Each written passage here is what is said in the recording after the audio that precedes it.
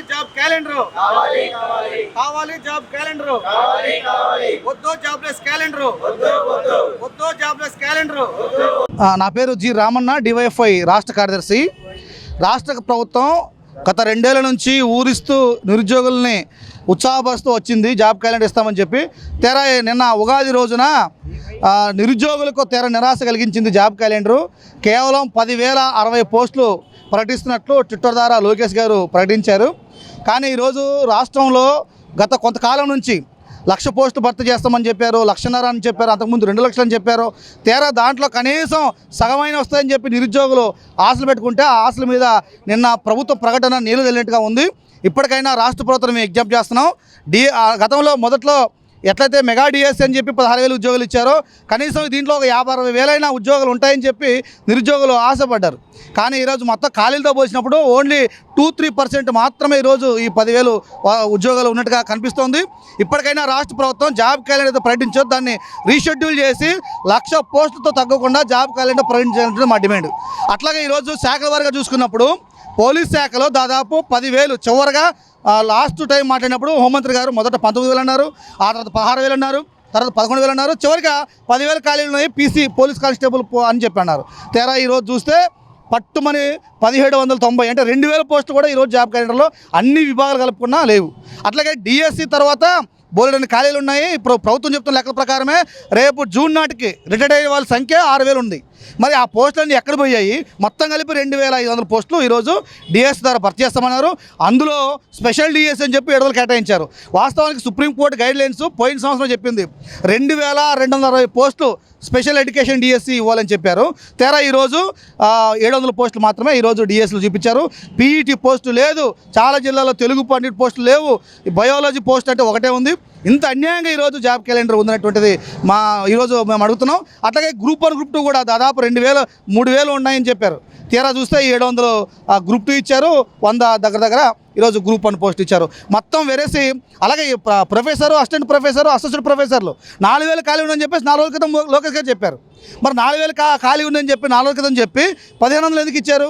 ఒకవైపు యూనివర్సిటీలు నిర్వీర్యం అవుతూ ఉంటే వాటికి నిధులు కేటాయించకుండా పోస్టులు భర్తీ చేయకుండా యూనివర్సిటీలు ఎట్లా సర్వే అవుతాయనేటువంటిది మా డిమాండు. అంటే పశుసంవర్ధక శాఖలో కూడా ఈరోజు పశు సంపదలోనే దేశంలోనే అగ్రగామి ఉందని చెప్పి ప్రభుత్వాలు ప్రకటనలు ఇస్తుంది. మరి ఏహెచ్ఏ పోస్టులు, అనిమల్ హస్బెండరీ అసిస్టెంట్ పోస్టులు ఏమైనాయి? అలా వెటర్నరీ పోస్టులు ఏమైనాయి? అట్లా అగ్రికల్చర్ పోస్టులు ఏమైనాయి? వీటన్నిటిని భర్తీ చేయకుండా కేవలం 90 సర్జన్ డాక్టర్ పోస్టులు మాత్రమే భర్తీ చేసినట్టుగా ఈరోజు ఈ డేటాలో ఉంది. మొత్తం వెరసి ఈరోజు రాష్ట్రంలో లైబ్రరీ పోస్టులకు సంబంధించి ఈరోజు లైబ్రరీ పోస్టులు గత 10-18 ఏళ్ళగా ఒక్క పోస్టు భర్తీ కావడం లేదు. 2 లక్షల మంది ఈరోజు బిఎల్ఐసి కానీ ఎంఎల్ఐసి కానీ సిఎల్సి చేసి ఉన్నారు. వీళ్ళందరూ నిరుద్యోగులకు కనీసం ఇప్పుడు ఈసారి జాబ్ క్యాలెండర్లో మాకు ఉద్యోగాలు అని చెప్పి ఉంటాయని చెప్పి ఆశించారు.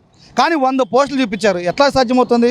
2 లక్షల మందికి 100 ఉద్యోగాలు లైబ్రరీ పోస్టులు ఎట్లా సాధ్యమవుతుంది? ఎట్లా న్యాయం జరుగుతుంది అనేటువంటిది మేము చెప్తున్నాం. మాట్లాడితే అంతర్జాతీయ రాజధాని అమరావతిలో కడతాం 100 కోట్లు అని చెప్పి దుబాయ్కి వెళ్ళి మాట్లాడతాడే. మరి జిల్లా స్థాయిలో ప్రైమరీ లైబ్రరీలు ఈరోజు శిథిలాస్థితిలో ఉంటే ప్రాణారాలని చెప్తున్నారే లైబ్రరీలను, ఈ పోస్ట్ ఎందుకు భర్తీ చేయడం జరుగుతున్నాం? మొత్తంగా ఈరోజు జాబ్ క్యాలెండర్ తీవ్ర నిరాశ కలిగించింది. డిఎస్సి విషయంలో కానీ, కానిస్టేబుల్ పోస్ట్ విషయంలో కానీ, ఇతర అన్ని విభాగాల్లో ఖాళీలన్నింటిని భర్తీ చేయడం లేదు. చివరికి ఇంజనీరింగ్ పోస్టులు కూడా కేవలం అది మున్సిపల్ శాఖలకు సంబంధించింది, అలాగే పంచాయతీరాజ్ వీటి తప్ప 500 పోస్టులు చూపించారు. మొత్తం ఇంజనీరింగ్ పోస్టులు 503 పోస్టులు. నేను అడుగుతుంది, విద్యుత్ ఈరోజు జెన్కో కానీ, ట్రాన్స్కో కానీ, డిస్కామ్లో కానీ 2,000 పైగా ఏఈఏడబ్ల్యూ పోస్టు ఖాళీలు ఉన్నాయి. వీటిని ఎందుకు భర్తీ చేయడం లేదు? ఏంటి అర్థం అని చెప్పి పెడుతున్నాం. రాబోయే రోజుల్లో రాష్ట్ర ప్రభుత్వం తక్షణమే ఈ జాబ్ క్యాలెండర్ సవరించి కనీసం 1,00,000 పోస్టు ప్రభుత్వం చెప్పిన ప్రకారమైన ఆ 1,00,000 పోస్టులతో కూడిన జాబ్ క్యాలెండర్ ప్రకటించి దానికి షెడ్యూల్ ఏదైతే ఇప్పుడు దీంట్లో ప్రకటించారో ఎప్పుడప్పుడు ఏ నోటిఫికేషన్ వస్తుంది ఆ షెడ్యూల్ని కూడా ప్రకటించాలని చెప్పి, లేని పక్షంలో రాష్ట్ర వ్యాప్తంగా డివైఎఫ్ఐ నిరుద్యోగులు కలుపుకొని పెద్ద ఎత్తున ఆందోళన చేస్తామని సందర్భంగా తెలియజేస్తున్నాం. టీడీపీ పార్టీ తెలుగు లోకేష్ పాలాభిషేకాలు చేస్తున్నారు, జాబ్ క్యాలెండర్ రిలీజ్ చేశారు, మీరేమో ధర్నా చేస్తున్నారు, సంఖ్య పెంచారని చాలా సిగ్గుచేటండి. ఎందుకంటే ప్రభుత్వం 2 ఏళ్ల నుంచి ప్రతి ఏటా జనవరిలో జాబ్ క్యాలెండర్ అని చెప్పారు. లోకేష్ గారు అనేక సందర్భాల్లో ఎన్నికల ముందు చెప్పారు. వాళ్ళు చెప్పిందే మేము అడుగుతున్నాం. మేము చెప్పింది ఏది కూడా ఇప్పుడు 10,000 ఖాళీలు ఉన్నాయని చెప్పేసి పోలీస్ కానిస్టేబుల్ మేము చెప్పలేదు. హోంమంత్రి గారు స్వయాన అసెంబ్లీలో చెప్పారు. అట్లాగే ఈరోజు ముఖ్యమంత్రి గారు కూడా ప్రకటించారు ఈ మధ్య. ఏంటని 6,23,000 ఉద్యోగాలు ఇచ్చాము మొత్తం రాష్ట్రంలో ఇప్పటిదాకా 2 ఏళ్ల కాలంలో అన్నాడు. మేము అడుగుతున్నాం, ఈ కానిస్టేబుల్ 6,100 తప్ప అలాగే 15,093 డిఎస్సి తప్ప ఇంకేం ఉద్యోగాలు ఇచ్చారో లిస్టు పెట్టండి. ఈరోజు నైపుణ్యాభివృద్ధి అని చెప్పారు, స్కిల్ డెవలప్మెంట్ సెంటర్ పేరుతో 90,000 అని చెప్పారు. అన్యాయం అసలు. ఒక్క దాంట్లో కనీసం దాంట్లో 10% కూడా నిజం లేదు. అట్లాగే పరిశ్రమల పేరుతో 3 లక్షల ఉద్యోగాలు వచ్చాయి, 3,42,000 ఉద్యోగాలు వచ్చాయని చెప్పారు. పరిశ్రమల పేరుతో జరుగుతుంది రాష్ట్రంలో ఏంటంటే భూముల్ని పెద్ద పెద్ద కార్పొరేట్లకు కారు చౌకగా చెప్పారు కదా లోకేష్ గారు, 99 పైసలుగా కాదు, అవసరమైతే ఫ్రీ అని అన్నాడు. ఇట్లా ఫ్రీ ఇచ్చి ఆ కార్పొరేట్ డబ్బులు దండుకోవడం తప్ప జరిగింది ఏం లేదు. పరిశ్రమల పేరుతో ప్రభుత్వ భూములను లూటీ కార్యక్రమం చేశారు. ఉద్యోగాలు ఏమని ఇచ్చింటే మేము సవాల్ చేస్తున్నాం, గుండె చేసుకొని ముందుకొచ్చి మేము 12 పరిశ్రమలో 12 ఇండస్ట్రీలో ఈ ఉద్యోగం ఇచ్చా వీడికి ఇచ్చామని చెప్పి అలా పేరు సహా ప్రకటించమని చెప్పి మేము సవాల్ చేస్తాము. DYFI state president. రాష్ట్ర ప్రభుత్వం జాబ్ క్యాలెండర్ని అనౌన్స్ చేసింది, సంతోషం. కానీ అనేక సంవత్సరాలుగా 2 సంవత్సరాలుగా ఊరిస్తూ ఉసూరుమనిపించింది. రాష్ట్ర వ్యాప్తంగా ఉన్న నిరుద్యోగులంతా కూడా ఎన్నికల సమయంలో ఏదైతే చంద్రబాబు నాయుడు గారు ప్రకటించారో ప్రతి ఇంటిలో ఒక పారిశ్రామికవేత్తని తీర్చిదిద్దుతానో, రాష్ట్ర వ్యాప్తంగా ఉన్న ఖాళీలన్నీ భర్తీ చేస్తాను, ఈ రాష్ట్రంగా ఉండనే ఉన్నాం, స్వర్ణాంధ్రప్రదేశ్ చేస్తానని చెప్పేసి అనౌన్స్ చేశారు.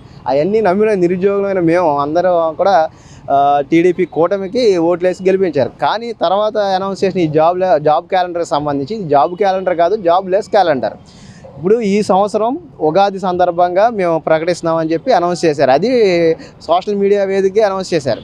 సాధారణంగా చంద్రబాబు నాయుడు గారికి ఉన్న లక్షణం ఏంటంటే, టీడీపీకి ఉన్న లక్షణం ఏంటంటే ఏ విషయం చేసినా పెద్ద ఆర్భాటంగా ప్రచారం చేసుకుంటారు. కానీ ఆర్భాటానికి దూరంగా ఈరోజు సోషల్ మీడియాలోనే ఎందుకు అనౌన్స్ చేయాల్సి వచ్చింది? 1, 2 ఈ అనౌన్స్ చేసిన 10,000 ఉద్యోగాలకు కూడా ఆర్థిక శాఖ నుంచి అనుమతి ఉందా లేదా అనేది స్పష్టం చేయలేదు. తర్వాత ప్రతి సంవత్సరం మేము జాబ్ క్యాలెండర్ని అనౌన్స్ చేస్తామని చెప్పారు. అది ఉగాదికి అనౌన్స్ చేస్తామని చెప్పారు. అంటే నెక్స్ట్ ఇయర్ కూడా 10,000 అనౌన్స్ చేస్తారా? అంటే ఇంకా 4 సంవత్సరాలు. అంటే మీరు భర్తీ చేసేది ఈ రాష్ట్రంలో ప్రభుత్వ ఉద్యోగాలు 40,000 అని మేము ప్రశ్నిస్తూ ఉన్నాం.